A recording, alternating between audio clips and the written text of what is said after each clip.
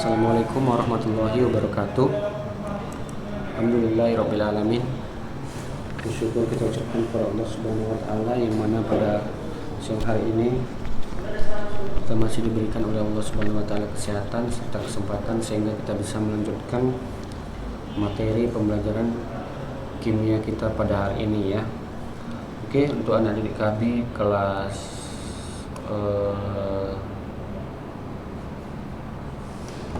12 ya. Kemarin kan kita sudah membahas ya dan juga soal-soalnya ya mengenai tekanan kenaikan TDD, kemudian penurunan tekan uap ya, kemudian penurunan titik beku dan tekanan osmosis ya. Nah, jadi terakhir kemarin yang kita bahas yaitu tentang tekan osmosis ya. Nah, jadi tekan osmosis itu ya, yaitu tekanan yang tetapi kemarin kita belum sampai kepada rumusnya kemarin ya, terakhir ya. Nah, jadi ini Ustaz apalkan lagi ya. Ini Ustaz ini kan sampaikan lagi bahwasannya tekan osmosis itu adalah tekanan yang diperlukan untuk mempertahankan agar pelarut tidak berpindah dari larutan encer ke larutan pekat. Nah, itu dia. Jadi tekanan yang diperlukan untuk mempertahankan agar pelarut tidak berpindah dari larutan encer ke larutan pekat. Nah, jadi di sini ya rumusnya adalah P sama dengan M kali R kali T gitu ya. Maka rumus tekan osmosis adalah P sama dengan M kali R kali T. Nah, P itu apa? P itu sama dengan tekan osmosis. M itu adalah molaritas larutan ya. M adalah molaritas larutan, sedangkan R adalah tetapan gas ya, nilainya adalah 0,082. Kemudian T itu adalah suhu ya. Suhu itu yang dinyatakan dengan Kelvin gitu ya. T adalah suhu atau yang dinyatakan dengan derajat Kelvin. Nah, jadi untuk contoh soalnya ya, saya lihat di sini dia sebanyak 7,2 gram glukosa Mr 180 dilarutkan dalam air sampai volumenya 400 ml. Tentukanlah tekan osmotik larutan pada temperatur 27 derajat Celcius. Nah, jadi di contoh soal ini ya, itu kita lihat T-nya berapa ya, T-nya sama dengan 27 derajat Celcius. Nah, jadi T-nya 27 derajat Celcius itu kita rubah ke Kelvin ya. Kita rubah ke apa? Ke satuan Kelvin. Berarti 27 tambahkan dengan berapa supaya dia nilainya tambahkan dengan berapa? 273. Berarti 27 tambah 273 sama dengan berapa? 300 Kelvin gitu ya. Jadi T-nya sama dengan berapa? 300 Kelvin. Nah, jadi dapatlah kita T-nya sama dengan 300 Kelvin. Maka P sama dengan M kali R kali T ya. P M kali R kali T. Nah, untuk mencari molaritas ya, itu sama dengan gram per mR kali 1000 per V ya. Itulah untuk mencari molaritas ya, gram per mR kali 1000 per V. Udah kita terangkan juga kemarin ya, udah terangkan ya kemarin ya, minggu yang lalu. Bahwasanya untuk mencari M besar itu adalah gram per mR kali 1000 per V begitu ya. Oke, dikali R dikali T. R itu sama dengan berapa nilainya? R itu sudah ketentuan, berapa nilainya? 0,082 ya, itu nilai R. Kemudian T sama dengan 300 Kelvin gitu ya. T sama dengan berapa? 300 Kelvin. Oke. Nah, jadi di sini ya udah kita dapat ya, berarti untuk untuk massa glukosanya yaitu 7,2. Kemudian MR-nya 180 ya, MR 180 dikali 1000 per V. V-nya berapa? 400 ya, berarti V-nya 400 kali R. R-nya berapa? 0,082 dikali dengan 300 ya, dikali dengan 300 berarti 7,2 kali 1000 per 180 dikali 400 dikali 0,082 dikali 300. Maka nanti hasilnya adalah 2,46 ATM begitu ya. Maka nanti hasilnya adalah 2,46 ATM begitu. Nah, jadi di sini saya rasa nggak terlalu susah ya untuk tekan osmosis. Rumusnya M R kali T. R ini kan sudah dalam ketentuan, yaitu 0,0821 ya kan. Itu sudah ada dalam aturan ya, sudah ada dalam aturan. Kemudian T ya, T-nya juga sudah ada di sini ya kan. 27 derajat Celcius, berarti tinggal kita tinggal kita tambahkan 273 kan begitu. Tinggal kita tambahkan 273, berarti 27 ditambah 273 sama dengan berapa? Sama dengan 300 Kelvin begitu ya. Oke, nah untuk MR-nya 400, MR-nya sama dengan 180. Massa glukosanya sama dengan 7,2 ya. Kemudian ini 1000 per 400 ya, berarti 1000 ya per 400 volume daripada larutan tersebut ya. Oke, nah jadi dapatnya adalah 2,46 ATM. Oke, nah kemudian ya kita masuk ke sifat koligatif larutan elektrolit. Nah, jadi yang sebelumnya Ustaz bahas itu adalah itu adalah sifat koligatif larutan non elektrolit ya. Jadi yang sebelumnya itu adalah sifat koligatif larutan non elektrolit. Nah, jadi kalau yang ini adalah sifat koligatif larutan elektrolit ya. Sifat koligatif larutan elektrolit. Nah, begitu ya. Oke, nah untuk sifat koligatif larutan elektrolit ya. Itu contoh larutan elektrolit misalkan apa? Contohnya misalkan ini ya, contoh larutan elektrolit misalkan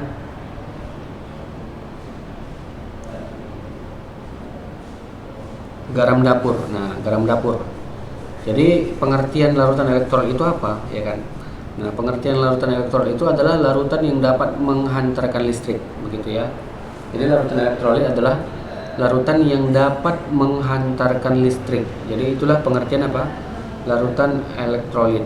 Sedangkan larutan non elektrolit artinya adalah larutan yang tidak dapat menghantarkan listrik. Paham ya? Jadi larutan non elektrolit adalah larutan yang tidak dapat menghantarkan listrik. Itu dia. Itulah pengertian apa? Larutan non elektrolit. Artinya larutan yang tidak dapat menghantarkan listrik. Nah, jadi kalau untuk larutan non elektrolit ya, itu rumusnya adalah rumusnya sesuai dengan yang sudah kita bahas minggu-minggu yang lalu ya. Jadi bagaimana kalau misalkan dia untuk yang larutan elektrolit? Nah, begitu. Bagaimana jikalau larutan tersebut larutan elektrolit? Nah, misalkan di sini kalau dia non elektrolit, itu contohnya adalah glukosa ya. Glukosa ini merupakan apa? Larutan non elektrolit. Nah, jadi kalau larutan non elektrolit, maka rumus mencarinya seperti yang kemarin-kemarin itu. Nah, seperti ini untuk tekan osmosis. Dan kalau tekan titik D ini rumusnya ya, delta TB sama dengan KB kali M. Itu kalau dia titik di D. Nah, kalau misalkan untuk yang untuk yang ini, untuk yang larutan elektrolit, maka nanti rumusnya adalah kita kalikan dengan I ya. Dikalikan dengan I masing-masing. Nah, jadi ada di sini namanya faktor Van Hoff. Faktor Van Hoff itu adalah faktor yang membandingkan jumlah ion dari larutan elektrolit terhadap jumlah molekul dari larutan non elektrolit. Nah, jadi jumlah ion dari larutan elektrolit terhadap jumlah molekul dari larutan non elektrolit. Nah, jadi faktor Van Hoff inilah yang disebut, yang dilambangkan dengan apa? Dengan I ya, I. I itu adalah faktor Van Hoff ya. I adalah faktor Van Hoff ya. Nah, jadi I itu merupakan apa tadi? Faktor Van Hoff. Oke. Nah, jadi di sini ada rumus-rumusnya ya. Nah, ini dia rumus-rumusnya. Jadi I itu ya, I faktor Van Hoff itu ya. Itu rumusnya adalah 1 tambah N kurang 1 kali alfa begitu. 1 tambah N kurang 1 dikali alfa. Nah, begitu dia rumusnya. Nah, jadi di sini untuk penurunan tekan uap, kemudian untuk penurunan titik beku, untuk kenaikan titik didih dan tekan osmosis ya, atau tekan osmotik, itu kita gunakan rumus di mana nanti dikalikan dengan I. Jadi semua rumusnya itu dikalikan dengan I, paham ya? Semua rumusnya itu dikalikan dengan I, ya. Semua rumusnya dikalikan dengan I, begitu ya. Termasuk nanti penurunan tekan uapnya, kemudian penurunan titik bekunya, kenaikan titik didihnya, tekan osmotisnya, nanti semua itu dikalikan dengan I, ya. Seperti misalkan contoh, ini misalkan penurunan tekan uap, itu kan delta P ya kan, ini delta P. Delta P sama dengan P0 kali XT. Nah, ini dikali I dia, seperti itu ya. Jadi dikali I nanti. Di rumusnya ya, ini harusnya rumusnya dikali I ya. Untuk yang penurunan tekan uap ini nanti rumusnya dia dikali I. Sama yang non elektrolit, yang elektrolit ya. Tapi kalau yang non elektrolit rumusnya tidak perlu dikali I begitu ya. Nah, jadi nanti ditambahkan di sini ya, untuk yang apa itu dikali dengan I. Ya, dikali dengan I atau faktor Van Hoff. Oke, begitu. Sedangkan kalau yang ini, kalau yang non elektrolit, dia tidak perlu dikalikan dengan I. Jadi rumusnya delta P sama dengan P0 dikali XT, begitu aja ya. Paham ya? Nah, untuk penurunan titik beku coba lihat. Penurunan titik beku kan rumusnya delta TB sama dengan KB dikali M dikali I, KB dikali M. Itu kalau untuk larutan non elektrolit ya. Misalkan yang ditanya itu glukosa, misalkan ini dicampurkan dengan air, misalkan glukosa atau misalkan sukrosa. Nah, sukrosa atau glukosa itu maka nanti dikalikan dengan M. Ya, dikalikan dengan M saja. Karena apa? Karena sifatnya non elektrolit. Non elektrolit itu artinya larutan yang tidak dapat menghantarkan listrik. Nah, itu dia. Tetapi nanti kalau misalkan di soal itu misalkan dia larutan elektrolit. Nah, kalau misalkan di soal larutan elektrolit, maka nanti ya, misalkan garam dapur dicampurkan dengan air misalkan. Tentukanlah nanti misalkan penurunan titik bekunya misalkan. Nah, maka nanti rumusnya dia dikalikan dengan I. Jadi setiap larutan elektrolit itu dikalikan dengan I ya. I itulah yang disebut dengan apa? Faktor Van Hoff ya. I itu adalah faktor Van Hoff. Nah, maka nanti rumusnya adalah I sama dengan 1 tambah N kurang 1 kali alfa. Jadi 1 tambah N kurang 1 kali alfa begitu ya. 1 tambah N kurang 1 dikali alfa. Nah, N di sini nilainya berapa? Nah, N ini adalah jumlah koefisien kation dan anion. Jadi N itu adalah jumlah koefisien kation dan anion. Jadi kalau kita menguraikan ya, misalkan kalau dia larutan elektrolit itu kan biasanya yang bisa terurai ya. Kalau yang tidak bisa terurai itu adalah larutan non elektrolit. Misalkan struktur struktur glukosa. Nah, itu kan nggak bisa kita uraikan ya kan. Nah, jadi kalau misalkan nggak bisa kita uraikan glukosa, maka dia nggak bisa berubah menjadi kation maupun nggak bisa berubah menjadi apa? Anion begitu. Tetapi kalau misalkan ini ya, kalau misalkan larutan elektrolit, misalkan contohnya misalkan garam dapur NaCl. Nah, NaCl itu kan bisa kita uraikan menjadi apa? Menjadi Na positif dan Cl negatif kan begitu. Jadi Na positif dan Cl negatif bisa diuraikan jadi Na positif dan Cl negatif. Nah, jadi karena bisa diuraikan, maka nanti dia kita kalikan dengan I begitu. Kita kalikan dengan I. Jadi semuanya itu kita kalikan dengan I. Kalau yang untuk apa? Larutan elektrolit begitu ya. Kita kalikan dengan I begitu. Nah, sama dengan ini kenaikan titik didih ya. Jadi nanti nilainya KD kali M kali I begitu ya. KD kali M kali I. KD itu apa? KD itu artinya kenaikan ini ya. Apa namanya? tetapan titik didih kan begitu. M itu sama dengan molalitas. Nah, molalitas dikalikan dengan I, faktor Van Hoff-nya. Nah, tekanan osmotik juga ya, P berarti sama dengan M kali R kali T kali I. Jadi P sama dengan M kali R kali T kali I begitu ya. Jadi semuanya itu nanti untuk yang keempat-empat ini ya, untuk yang sifat kolegatif larutan ini ya, itu kita kalikan dengan I begitu ya, kita kalikan dengan I. Tetapi kalau yang untuk non elektrolit, nah non elektrolit ini kan yang sebelumnya kita bahas ya, untuk yang sebelumnya kita bahas dia tidak perlu dikalikan dengan I begitu ya, tidak perlu dikalikan dengan I. Nah, I itu adalah faktor Van Hoff. Nah, rumusnya adalah 1 tambah N kurang 1 kali alfa. 1 tambah N adalah jumlah koefisien kation dan anion. Berarti misalkan kalau misalkan kita NaCl. Nah, itu berapa jumlah koefisiennya? Itu sama dengan 2 kan begitu. Na positif 1 sama Cl negatif 1 begitu. Nah, Na positif 1 dengan Cl negatif 1 berarti 1 tambah 1 sama dengan berapa? 2. Maka nanti di sini ya, karena 2 jumlah koefisien kation dan anionnya itu sama dengan 2, maka nanti untuk untuk ininya ya, untuk N-nya itu sama dengan 2, berarti 1 tambah 2 kurang 1 kali alfa begitu. 1 tambah 2 kurang 1 kali alfa. Berarti 1 tambah 1 kali alfanya sama dengan berapa? Nah, ini derajat ionisasi elektrolit ya, derajat ionisasi elektrolit. Nah, ini biasanya ya untuk derajat ionisasi elektrolit itu ada di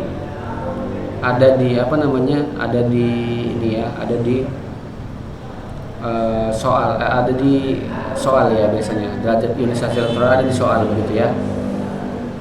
Nah, kemudian kalau misalkan ini N itu ya, N itu adalah jumlah koefisien kation dan anion begitu ya.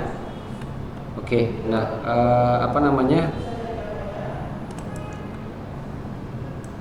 jadi seperti itu dia ya. Jadi semua ya rumusnya, kalau dia sifat kolegatif larutan yang bersifat elektrolit maka kita kalikan dengan I. Nah, kita lihat coba contoh soalnya di sini ya. Tentukanlah kenaikan titik didih larutan 17,4 gram K2SO4 Mr174 dan mengurai sempurna dalam air dalam 250 gram air dengan kenaikan titik didih molar air sama dengan 0,52 derajat Celcius per M. Nah, kali M ya kan. Nah, jadi di sini yang ditanya adalah tentukanlah kenaikan titik didih. Nah, jadi kenaikan titik didih itu ya, itu simbolnya adalah delta TD ya. Jadi kenaikan titik didih simbolnya adalah apa? Delta TD ya, delta TD. Nah, di sini kan K2SO4 ya kan, K2SO4 begitu ya. Nah, K2SO4 berarti kalau K2SO4 begitu kan. Kalau K2SO4 maka nanti itu terurai jadi apa? Jadi ion 2K positif tambah SO4 2 negatif kan begitu. Nah, setelah terurai menjadi ion 2K positif tambah SO4 2 negatif, maka nanti bisa kita tentukan I-nya kan begitu. Nah, I-nya berapa kan begitu. Nah, I-nya tadi apa rumusnya? I tadi rumusnya adalah 1 tambah N kurang 1 kali alfa. Berarti 1 tambah N kurang 1. N-nya berapa? N-nya kita lihat jumlah jumlah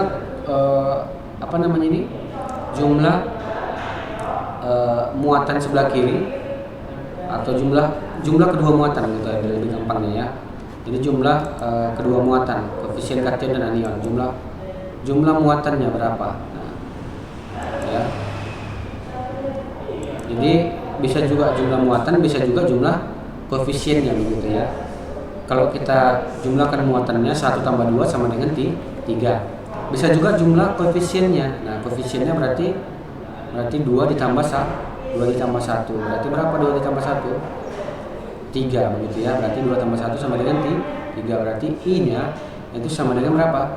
3 begitu ya. Oke, nah. Jadi dapatlah I-nya sama dengan 3. Setelah kita dapat I-nya, maka nanti kita kalikanlah KD dikali M kali I. KD-nya berapa? KD-nya sama dengan 0,52. KD-nya berapa ini? KD-nya sama dengan, nah kita lihat KD-nya ya. KD dikali M kali 1. M ya 0,52 KD-nya.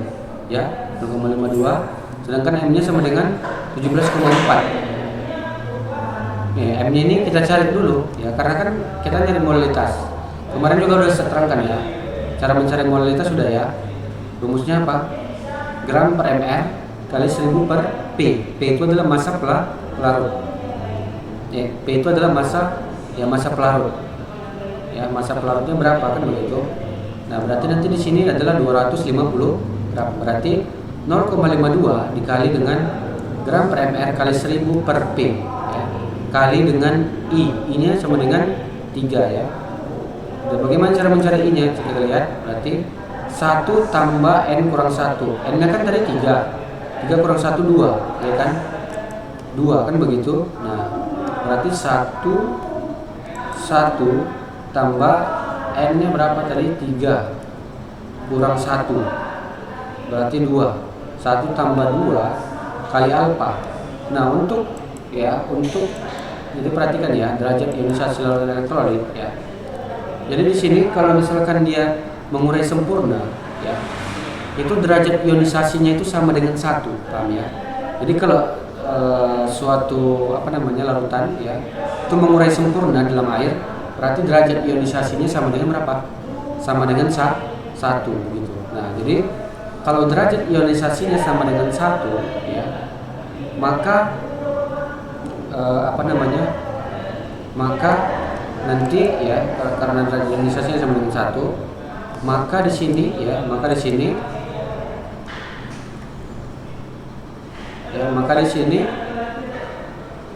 kita jumlahkan ya, 1 tambah 3 kurang 1 berarti 1 tambah 2 kali 1 kan sama dengan 2 kan begitu. 3 kurang 1 kali 1 berarti 1 tambah 2 sama dengan berapa? 3. Maka I-nya sama dengan 3 kan begitu. Maka 0,52 kali M-nya ini ya, M-nya ini kali 3 berapa hasilnya? Jadi hasilnya adalah 0,624 begitu ya, derajat Celcius. Oke, nah itu saja ya untuk pertemuan kita hari ini ya. Nah, jadi kesimpulannya ya, untuk sifat koligatif larutan ya, itu materi kita sudah selesai ya. Nah, sifat koligatif larutan ada yang non elektrolit dan ada yang elektrolit ya. Jadi kalau dia yang non elektrolit, rumusnya seperti yang sudah kita bahas di pertemuan berikutnya, ya, pertemuan sebelumnya ya. Nah, kalau yang untuk yang elektrolit ya, yang elektrolit itu dia dikalikan dengan yang namanya faktor Van Hoff atau I ya, faktor Van Hoff. Nah, ini kalau kecuali tadi kalau misalkan dia tidak mengurai sempurna. Kalau dia tidak mengurai sempurna ya, itu nilainya diberitahu biasanya di soal begitu. Tapi kalau karena dia mengurai sempurna atau terionisasi sempurna, maka nilainya 1 begitu. Nah, jadi kalau misalkan dia tidak mengurai sempurna, itu nilainya di bawah 1 biasanya, 0, sekian begitu. Untuk yang apanya? Untuk yang A-nya ini, untuk yang A-nya ini. Nah, A-nya ini kan derajat ionisasi larutan elektrolit. Itu biasanya nilainya adalah di bawah 1 ya, di bawah 1 nilainya. Bisa 0, sekian gitu, atau bisa juga 0,2 begitulah, seperti itu. Nah, jadi intinya apa? Intinya derajat ionisasi ini diberitahu di soal kalau dia misalkan tidak mengurai sempurna begitu ya. Oke, nah itu saja lah ya untuk pertemuan kita hari ini ya. Jadi saya rasa sudah bisa lah yang dipahami. Cuman kalau di larutan elektrolit itu ditambahkan faktor Van Hoff. Nah, jadi apa-apa saja yang termasuk larutan elektrolit, apa-apa saja yang termasuk larutan elektrolit, nah itu coba dibuka lagi bukunya kelas 10 ya. Bahwasanya larutan elektrolit itu adalah larutan yang dapat menghantarkan listrik, sedangkan non elektrolit adalah larutan yang tidak dapat menghantarkan listrik begitu ya. Nah, contoh-contohnya misalkan larutan elektrolit glukosa. Larutan non elektrolit ya, non elektrolit itu contohnya apa? Glukosa. Kemudian apa lagi? Urea begitu ya. Kemudian apa lagi? Kemudian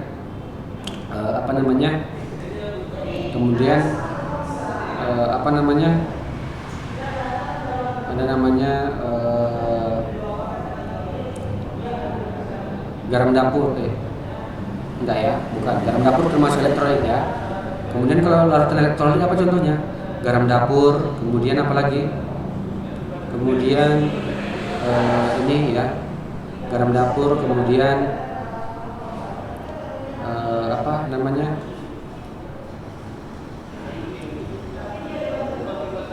Asam ya, nah itu elektrolit, semua itu asam. Kemudian segala jenis garam, nah itu elektrolit ya. Kemudian asam ya, yang termasuk elektrolit itu asam kuat dan ya asam kuat aja ya. Jadi kalau asam lemah itu dia ada yang elektrolit ada yang enggak ya. Jadi kalau semua asam itu termasuk elektrolit, contohnya asam kuat adalah HCl atau H2SO4 gitu ya. Nah itulah ya.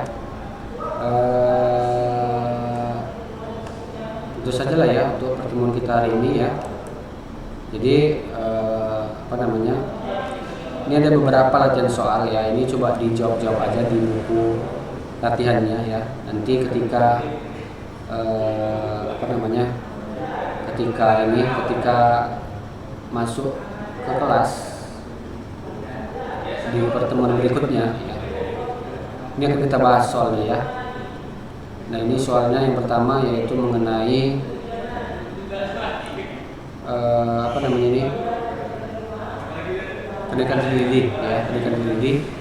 Kemudian yang kedua yaitu tentang tekanan osmosis. Nah kalau yang ini ya, untuk diri ini itu materinya masih yang non elektrolit karena di sini glukosa ini pakai. Sedangkan yang di nomor 2 ini sudah pakai larutan non elektrolit. Nah, non elektrolit. Nah, larutan elektrolit ya. Jadi yang nomor 2 ini adalah larutan elektrolit, sedangkan yang nomor 1 ini merupakan larutan non elektrolit begitu ya. Oke, nah mungkin itu saja ya. Mungkin itu saja untuk pertemuan kita hari ini. Ini dikerjakan di buku latihan ya. Minggu depan kita bahas di pertemuan apabila masuk ke dalam kelas. Oke, demikian. Assalamualaikum warahmatullahi wabarakatuh.